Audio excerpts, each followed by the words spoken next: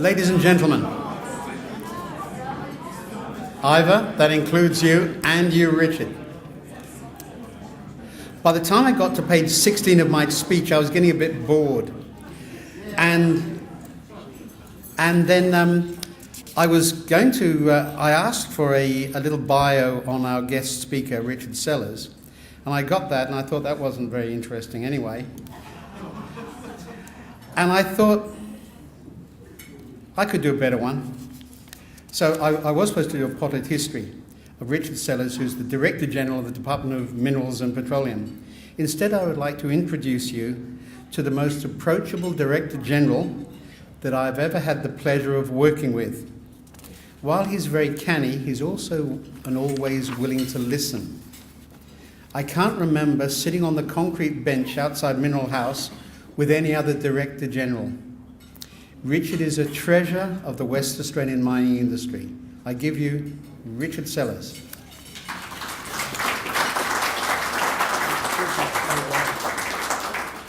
That always involves an exchange of money, and I'll give it to him later. So,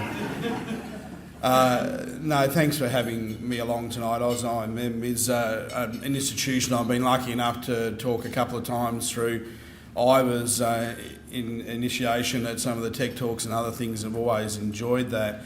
This was originally set down for Minister Marmion to speak, and unfortunately he had to get called interstate at short notice, and so it came to me to do it. And when we do things for the Minister, my people at work can write dutifully 20-odd pages of notes for the Minister to give, and so I've got that over there, and I can draw it out if Chris annoys me enough, but I won't. Just listening to the sort of the tone of the evening, what I would like to do is to tell you a little bit about myself, and then three things that are happening in the department that I'm very proud about, and I'll try and tie a little bit about myself and other people in industry to the last initiative. So the initiatives I will go through, a bit about safety, a bit about the environment, and a bit about our responsibility as an industry and social licence. But as I said, I'll start off with myself. Back in the very early 70s, my father, who was in a farm that continued to get split up amongst the siblings, decided that farming wasn't for him, and he sold the farm in the foothills of the Snowy Mountains, got to the front gate, much to my mother's disdain, and flipped a coin to see whether we'd go to Queensland or Western Australia, and it turned out Western Australia won, and for the first time I went over the Nullarbor in a car, and grew up here in Western Australia, and it's a great place to grow up. Growing up here and from the Snowy Mountains, on the way over I saw my first traffic lights or an ocean, that sort of thing, which was pretty interesting from, basically somewhere where there's very pale people in trees playing banjos and talking slowly in the foothills of the Snowy Mountains. And when I go back, I do get to talk very slowly to Uncle Ed and others, but here I am in Western Australia. We're growing up, very interested in the ocean, very humbled to be in the presence of a lot of very learned people, all to do with the mining industry. My early passion was nothing to do with the mining industry. I spent most of my time in the ocean, and I became a marine ecologist and started off in science and worked in the WA Museum and fisheries here, and through a few times being in the wrong place at the right time, ended up in sort of management positions there which take you away from your love of science, and was doing that quite happily. And then about 1999 I decided that I couldn't go anywhere else in WA fisheries. I might have a look around the world, much like you guys go travelling. Mine wasn't as far away. I went up to the Northern Territory and started to run the fisheries agency up there in a very free place, and also another good resource jurisdiction. After being there for a few years though, the mate of mine who was running the mines department at the time up there rang me up and said, look, I'm going on leave for 6 weeks. Richard, why don't you have a break from fisheries and come over and have a play in mines? And so I thought, why not? And long story short, he never came back. Don't know. Got a better offer somewhere else, and the people in charge at the time thought mines were more important than fish. All right.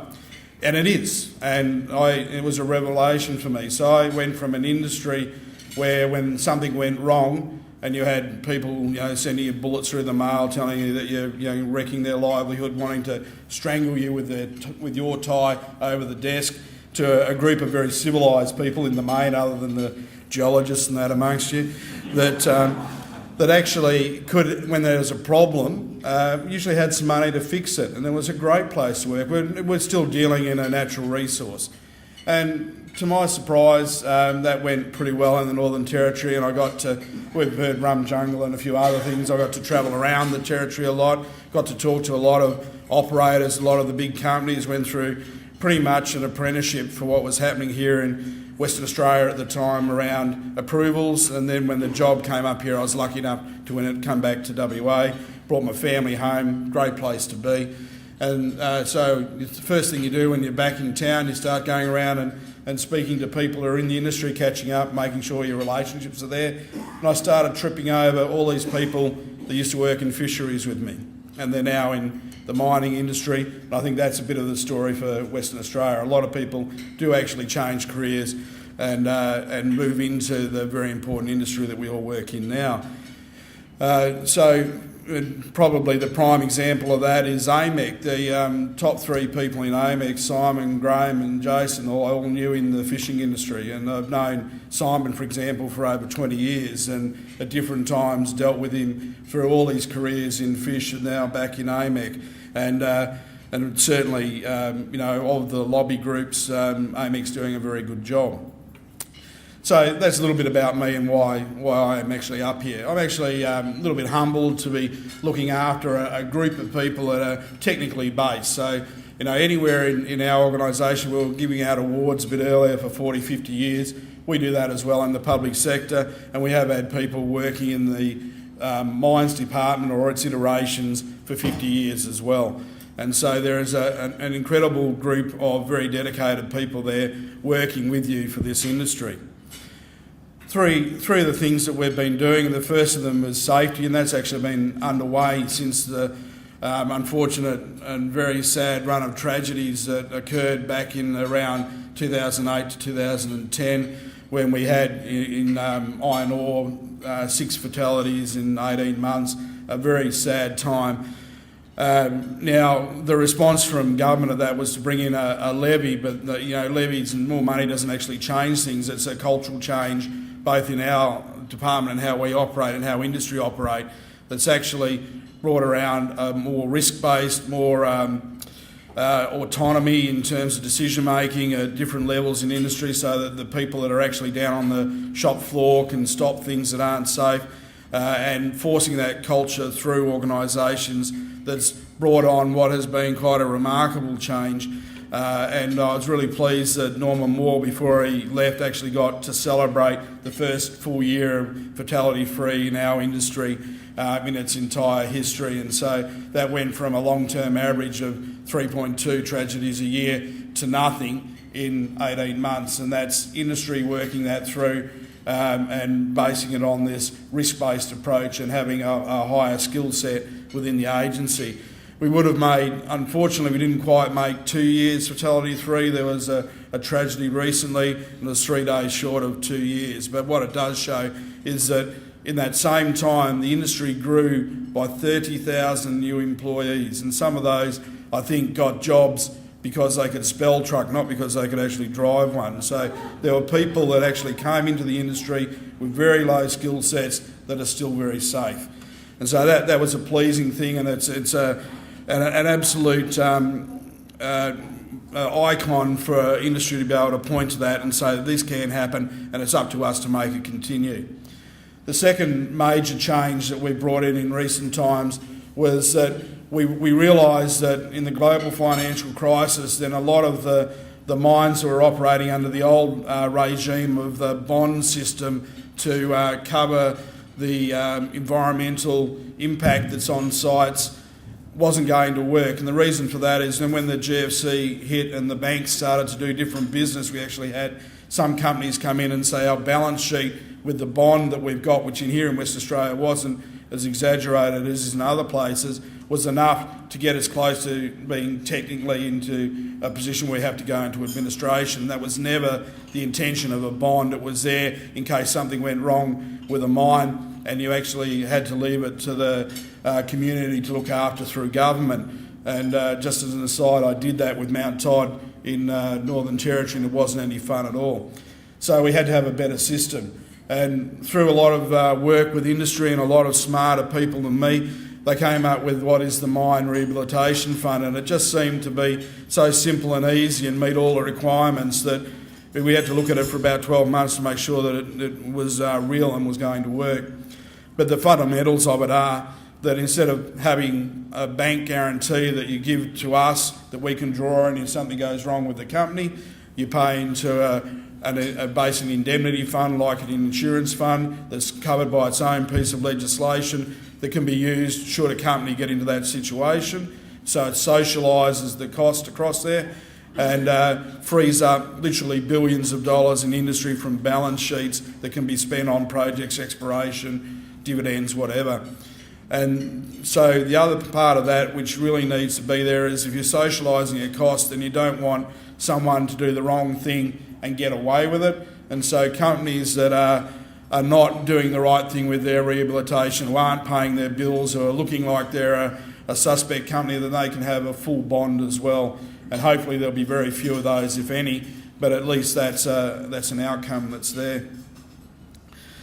So there are two initiatives that both of those are pretty much world first, and that's it's something that we're getting delegations from around the world, and I'm sitting next to Steve today, and he travels around the world telling people about what's happening in Western Australia, and these are topics of choice when you go overseas. How do you do this? How do you get your safety conditions to be so successful? How did you do the Mine Rehabilitation Fund? They're great things, but they're not the only things that drive us in our industry. We actually have another issue, and I think it's probably a more pressing one, and that is we all have heard people talk about the social licence to operate.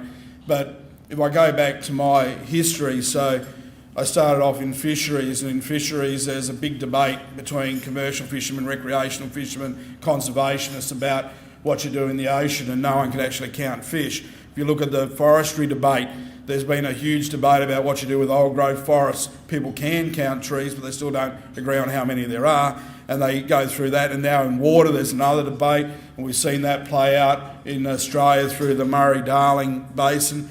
And these are very hot topics, but they have the same fundamental. They are based around an industry that typically was going pretty well, that quite obviously can be well managed, and then it reaches a point where the community, there's a growing awareness in the community of what is happening in that industry, and people start to ask questions about why do we cut down old trees? Why does Queensland get to allocate more water than we do in New South Wales? Why do we have someone suggesting we might have a coal mine near Margaret River? And people start to ask a whole range of questions about that, and we as an agency we're a little bit underprepared, but we had been thinking about it for a while. We'd been talking with industry, all the big majors, small, everyone thinks about it, but we hadn't actually started to come together as an industry and start to address it. It's got to an extreme level in the coal seam methane debate in Queensland, and it could actually get a little bit more heated here around the fracking component of gas from shale or oil from shale. But I think the issue that we as an industry, that's government and the industry members, and whether it's exploration or producers, we need to make sure that the support we get from the West Australian community, which is a resource community, continues, and in doing that we have to make sure that the information that we all take is something that we know because we work in it, actually gets out there. And the moment, for example, that someone talks to me in the field about fracking, and this is a true story, I was sitting at a friend's wedding, and I knew that we had to go up to Indiabra and talk about some gas drilling that was going up there.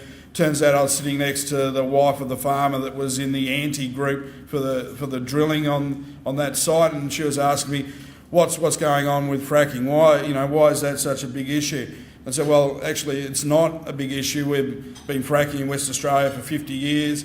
Barrow Island's had 750 fracks on it alone. It's something that we regulate and manage well. He said, no, well, I'm really worried about the water. And I thought, in my mind, that's the last thing I'd worry about, because they engineer the well casings for drilling to be able to withstand the pressure of 3, 4, 5 kilometres underground. The chances of one of those fracturing, even in a shear, is next to zero.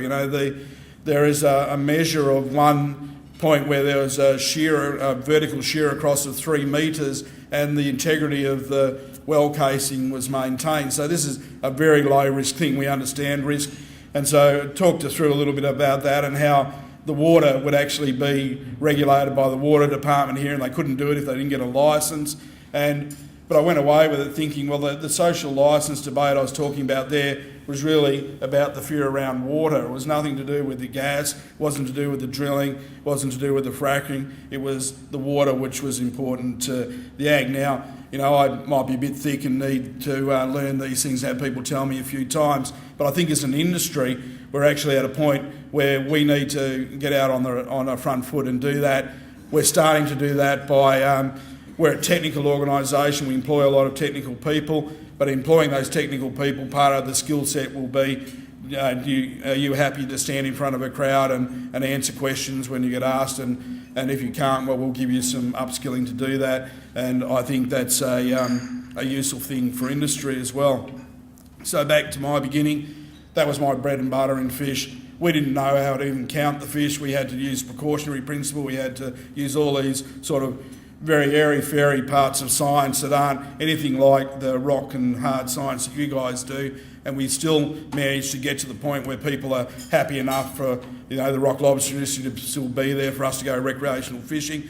We can do a better job in the minerals and oil and gas sector. It's just one of those things that we've got to put our mind to and do it. So thank you very much for that, and thanks for inviting me along this evening. So thank you.